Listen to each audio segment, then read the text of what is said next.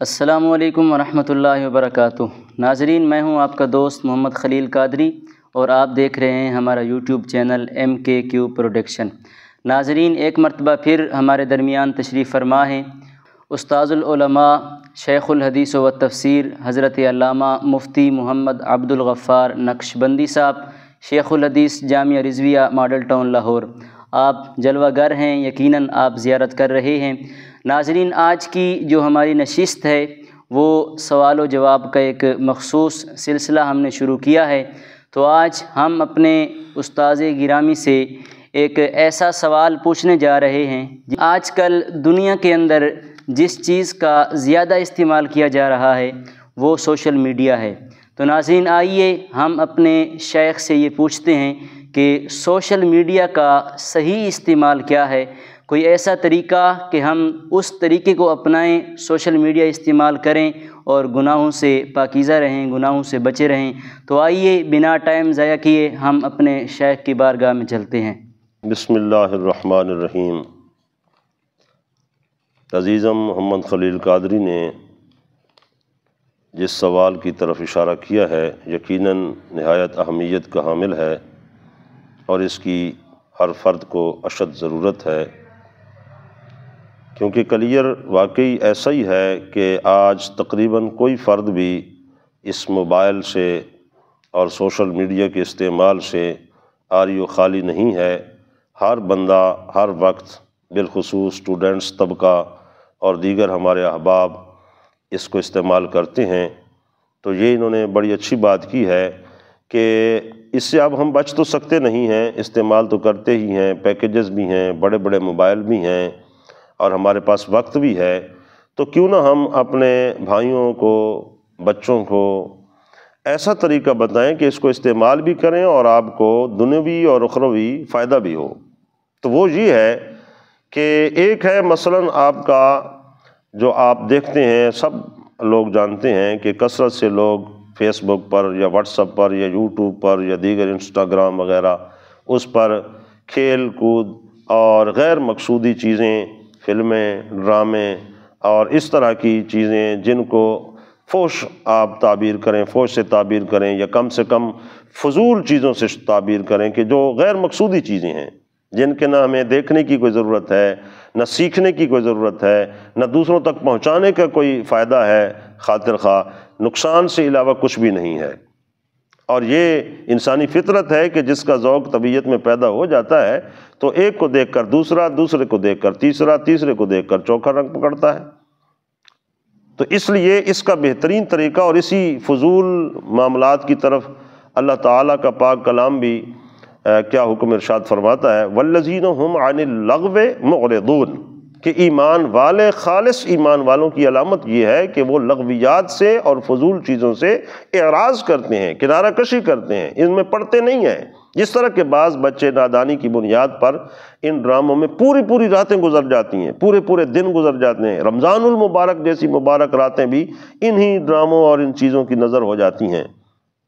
اسی طرح ایک حدیث پاک میں ہے کہ کسی بھی مومن کے ایمان کا حسن یہ ہے ترک ما لا یعنی ہے، کہ جو اس کی نامناسب چیزیں ہیں، لا یعنیات ہیں، ان سب سے اپنا دامن چھڑا لے۔ یہ گویا اس کے ایمان کی چاشنی ہے، حلاوت ہے، حسن ہے۔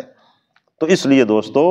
بہتر طریقہ یہ ہے، مختصر آپ کو عرض کروں کہ جب اسی سوشل میڈیا پر، اسی یوٹیوب پر، اسی ان تمام چیزوں پر جو آپ استعمال کرتے ہیں تو بڑے بڑے اکابر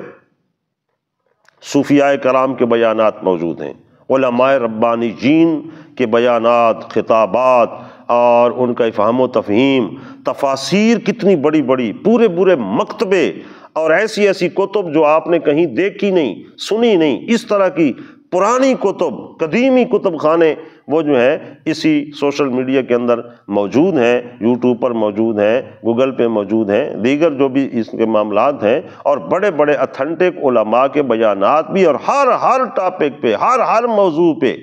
قرآن و سنت کی تفسیر ہے، حدیث پاک ہے، اس کے قوانین ہیں، اس کے اصول و ضوابط ہیں، اس کا ترجمہ و تشریح ہے، معاملات زندگی، تجارت کے موضوع ہو، شادی بیاہ کے معاملات ہوں، پڑھنے پڑھانے کے، آپس کے تعامل کا معاملہ ہو، قرآن و سنت کا سارا بیان اس کے اندر موجود ہے۔ تو اس لیے دوستو، میں تو آپ کو یہ اس جواب کے اندر آپ تک بات پہنچانا چاہتا ہوں کہ اگر آپ نے استعمال کرنا ہے تو آپ کوشش کیجئے کہ آپ خود بھی ان چیزوں کو سنیے، قرآن و سنت، رسول اللہ صلی اللہ علیہ وسلم کی تعلیمات، اور اگر خود کریں گے تو اسی طرح جس طرح ایک سے دوسرا رنگ لیتا ہے، تو یقیناً اگر کلاس کا ایک اسٹوڈنٹ ان چیزوں کو سنے گا، دوسرے کو دکھائے گا، تیسرے کو، تو یقیناً وہ بھی اثر لیں گے، وہ بھی اثر لے گا، پھر اسے آگے اثر لیں گے۔ تو یہ آپ کے سبب وہ لوگ جن کے پاس دینیات نہیں ہے، دینیات بھی پہنچیں گی، نماز کا ذوق جائے گا، قرآن و سنت کا ذوق پیدا ہوگا، مساجد کا ذوق پیدا ہوگا، دنیاوی بھی فائدہ، اخروی بھی فائدہ، آخرت کا بھی فائدہ، گھر میں برکت بھی، سارے معاملات زندگی میں۔ دین ایک ایسی شمع ہے، قرآن و سنت ایک ایسی شمع ہے کہ جہاں بھی یہ روشن ہوتی ہے تو پھر اس کی کرنیں ایک مخصوص دائرے تک نہیں رہتی بلکہ کہیں کہیں پہنچ جاتی ہے۔ اللہ تعالی ہم سب کو عمل کی توفیق عطا فرمائے۔ جی تو ناظرین، جیسا کہ قبلہ استاذ گرامی نے آپ کو جواب دیا، آپ کو بتایا کہ سوشل میڈیا کا جو صحیح استعمال ہے وہ اسلامک کتب پڑھنا ہے، اسلامک ویڈیوز دیکھنا ہے، اسلامک بیانات سننا ہے، قرآن کی تلاوت سننا ہے۔ تو استاذ گرامی نے آپ کو بتایا، اور یہ جو ڈرامہ، فلم، اپنی ساری راتیں ضائع کر دینا، یہ سوشل میڈیا کا صحیح استعمال نہیں ہے، بلکہ سوشل میڈیا کا جو صحیح استعمال ہے وہ اسلامک چیزیں دیکھنا، اسلامک چیزیں پڑھنا ہے۔ تو آئیے اسی نشست میں ہم اپنے شیخ سے ایک اور بھی سوال کرتے ہیں کہ کیونکہ اس وقت اہل سنت کے جو عقائد ہیں وہ ہیں تو بڑے مضبوط ہی، لیکن ہماری کچھ عوام، کچھ لوگ، کچھ ایسے طبقے بھی موجود ہیں جو اہل سنت کے عقائد کو نہیں جانتے، اس سے واقف نہیں ہیں۔ تو ہم اپنے شیخ کی بارگاہ میں یہ بھی سوال رکھتے ہیں کہ وہ ہمیں بتائیں کہ اہل سنت کے جو صحیح عقائد ہیں وہ ہم عوام تک کس طرح پہنچائیں۔ یقیناً اس ویڈیو کو علماء بھی دیکھ رہے ہیں، اس ویڈیو کو عام عوام بھی دیکھ رہی ہے، تو سب دیکھنے والوں کو مد نظر رکھتے ہوئے استاذ گرامی اپنا جواب دیں گے تاکہ سب تک ان کے طریقے سے ایک جواب پہنچ جائے، انہیں پتہ چل جائے کہ ہم نے اہل سنت کے جو صحیح عقائد ہیں ان کو فالو کس طرح کرنا ہے، اور اگر کسی تک پہنچانے ہیں تو پہنچانے کا صحیح عقیدہ کیا ہے۔ تو آئیے چلتے ہیں قبلہ حضور کی بارگاہ میں اور اس سوال کا جواب سنتے ہیں۔ عقائد اہل سنت کیا ہیں؟ یہ تو ایک بہت بڑا مضمون ہے۔ ضروریات اہل سنت کیا ہیں، ضروریات ایمان و اسلام کیا ہیں، اور اس پر بڑے بڑے جید اکابر علماء کرام کے بیانات موجود ہیں۔ جو طریقہ ہے عوام تک پہنچانے کا بالکل واضح ہے کہ جو بات میں خود جانتا ہوں، ایک بات اعتماد کے ساتھ، پورے وثوق کے ساتھ، پوری تحقیق کے ساتھ، جو اکابر کی کتب سے، تفاسیر سے، حدیث پاک کی کتابوں سے بالیقین مجھے علم ہے، تو میں اپنے اسٹوڈنٹ تک اس کو پہنچا سکتا ہوں، منتقل کر سکتا ہوں۔ اور اگر ایک چیز کا میں خود بھی اس کا نتیجہ نہیں جانتا ہوں اور نہ ہی اس کے متعلق کچھ سماعت کے علاوہ، یعنی چند مسموعات کے علاوہ خود بھی کچھ نہیں جانتا ہوں، تو اگر میں کہیں کسی بہت بڑے مجمع میں بیان کرنے کے لیے چلا گیا تو میں نے کیا بیان کرنا ہے؟ تو اس لیے سب سے پہلے تو یہ ہے، جس طرح عوام تک پہنچانے کا بہترین ذریعہ آج کل محافل بھی ہیں، کہ آپ دیکھتے ہیں کہ بہت بڑی بڑی محافل ہوتی ہیں جس میں ہزاروں کی تعداد میں لوگ آتے ہیں اور ساری ساری رات رہتی ہیں، دن کو ہیں تو تب بھی آراس کی محافل بھی اس میں ہوتی ہیں، دیگر محافل بھی اس میں ہوتی ہیں، کانفرنسز بھی ہوتی ہیں۔ تو اس میں سب سے بہترین طریقہ یہ ہے کہ جو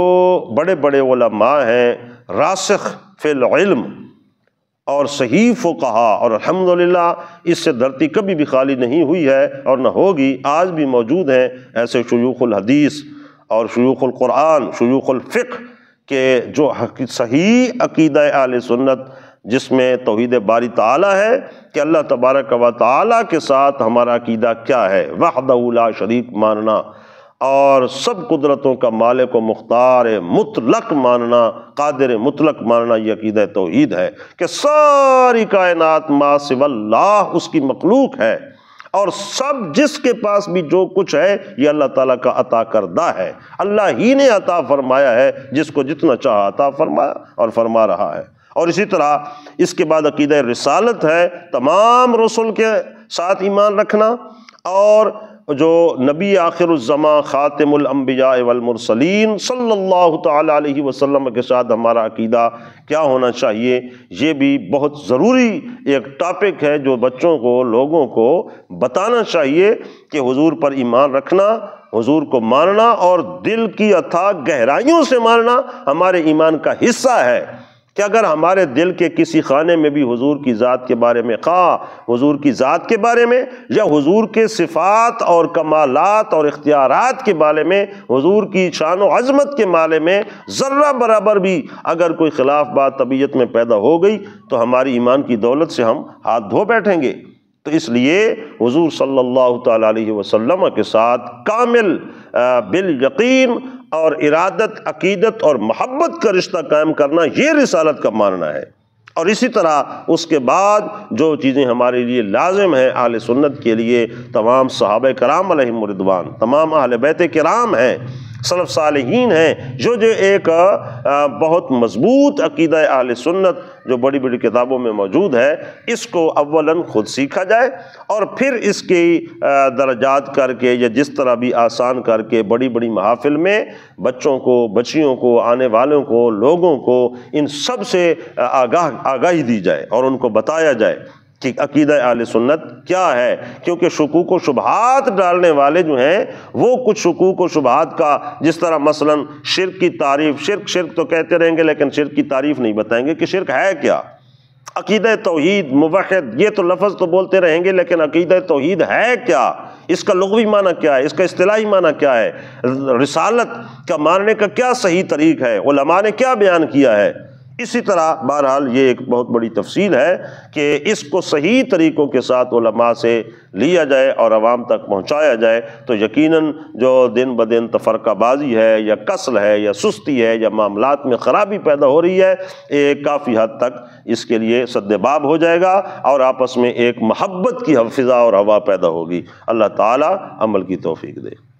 جی تو ناظرین، جیسا کہ آپ نے استاذ گرامی سے جواب سنا اور یقیناً آپ کو سمجھ بھی آیا ہوگا، یہ 2 سوال آج کی نشست میں تھے اور بڑے ہی اہم سوال تھے۔ ان کے جواب جو استاذ گرامی نے آپ کو بتائے ہیں، ارشاد فرمائے ہیں، آپ عمل کریں۔ اور ایک اور پیغام آپ کے لیے کہ آپ کا جو بھی سوال ہو، جو بھی آپ سوال کرنا چاہیں کہ وہ اگلی نشست میں ہم آپ کو بتائیں، اس کا جواب دیں، تو وہ سوال کمنٹ میں یا ڈسکرپشن کے اندر ہمارا نمبر موجود ہے، وہ اپنا سوال لکھ کر بھیج دیں نمبر پر، واٹس ایپ پر۔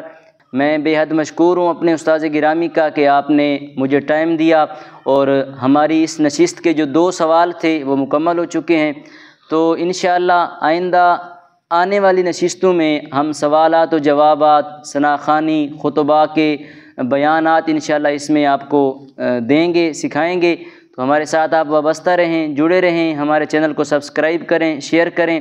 اور اس قسم کے اگر کوئی بھی سوال آپ پوچھنا چاہتے ہوں کہ ہم آپ کو گائیڈ کریں، آپ کو جواب دیں، تو اپنا سوال کمنٹ میں بتائیں، انشاءاللہ آپ کو جواب ضرور ملے گا۔ اللہ سب کو سلامت رکھے، دعاؤں میں یاد رکھیں۔ السلام علیکم ورحمۃ اللہ۔